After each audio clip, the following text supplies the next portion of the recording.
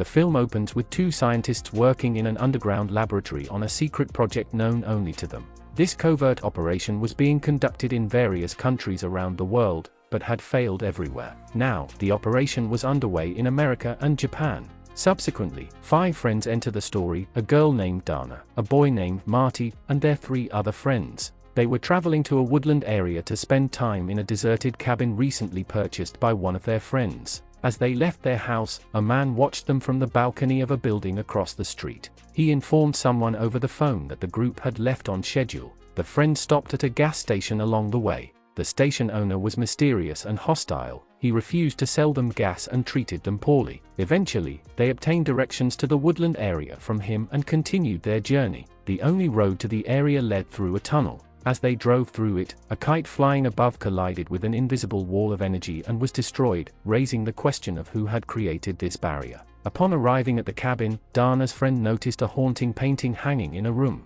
After he removed it, he discovered a mirror behind it. He could see Dana reflected in the mirror, but she could not see him. After he explained this to her, they decided to switch rooms. Dana rehung the painting over the mirror but, finding it disturbing, covered it with a cloth. Meanwhile, the scientists were observing the cabin and the entire woodland area via CCTV cameras, indicating extensive surveillance and technological control over the area. They received a call from the mysterious gas station owner, who reported that he had fulfilled his task by sending the friends to the cabin without a full tank of gas, effectively leading them to their doom. The scientists began placing bets on which monster would kill the 5 friends. The 5 friends were talking amongst themselves when the cellar door suddenly swung open. Though frightened, they decided to investigate. Inside, they found various enigmatic and alluring objects. Dana discovered an old diary belonging to a young girl named Anna, which detailed the tortures Anna and her mother endured at the hands of her father, resulting in Anna's dismemberment and her mother's death. The diary stated that if anyone read a specific spell written within it, Anna's family would be resurrected and would kill the reader and everyone else. Marty, terrified, warned everyone not to read the diary, but Dana and the others dismissed his fears, questioning how such a thing could be possible. They read the spell aloud. As a result, Anna's family was resurrected as zombies from their graves some distance from the cabin. In the lab, the scientists who had bet on the zombies were declared winners, and their names were recorded on a board listing various monsters. Footage from the Japanese project was then shown, where a demon was terrorizing schoolchildren. Back in the woods, 2 of Dana's friends went for a walk. The scientists watched as a zombie attacked the female friend. The male friend tried to save her but was wounded, and the zombie brutally killed the girl. A scientist then triggered a mechanism, and the girl's blood flowed into a pre-drawn body outline in a hidden location, filling it. The wounded male friend returned to the cabin and recounted the events, urging everyone to leave immediately before the zombies attacked them too.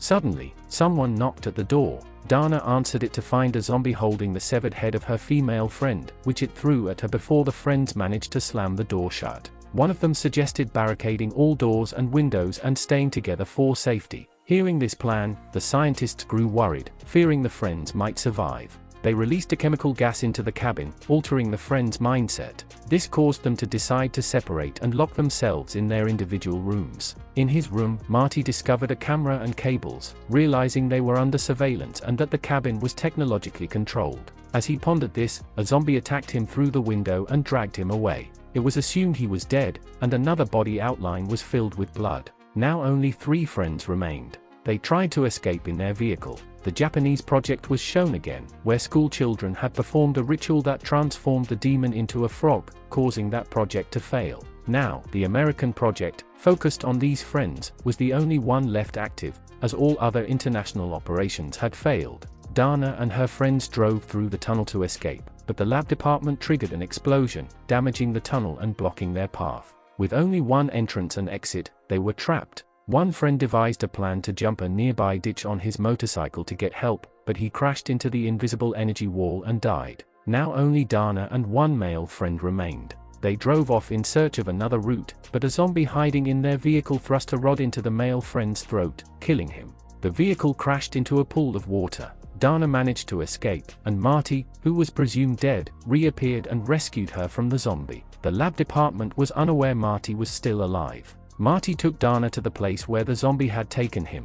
He informed her that he had dismembered the zombie, but it was still active. He also explained they were being watched via cameras and the entire area was under technological control. With no other options, they entered an elevator that took them down to the cellar, where the lab department was located. On the way, they saw many mysterious monsters. The scientists realized 2 survivors had reached their lab. The senior scientist sent a security guard to kill them, but Dana and Marty overpowered him together. They then heard an announcement demanding they sacrifice themselves to save humanity. Terrified, they hid in a room which turned out to be the lab's control room, from where all monsters and the area were controlled. The lab team moved to capture Dana. To protect themselves, she pressed a red button, which unlocked all the elevator doors. Monsters and animals were released, and they began attacking and killing everyone, including the scientists in their room. One scientist was killed, but the senior scientist escaped. Dana and Marty confronted the senior scientist and killed him with a knife. They then went deeper into the cellar and found a secret location with 5 body outline drawings, 4 of which were already filled with blood representing their 4 dead friends. The director of the lab department appeared and explained the purpose of the operations: to save humanity. An evil god dwelling deep underground required the blood sacrifice of 5 people every year from every country. If not appeased, this god would rise and destroy the world.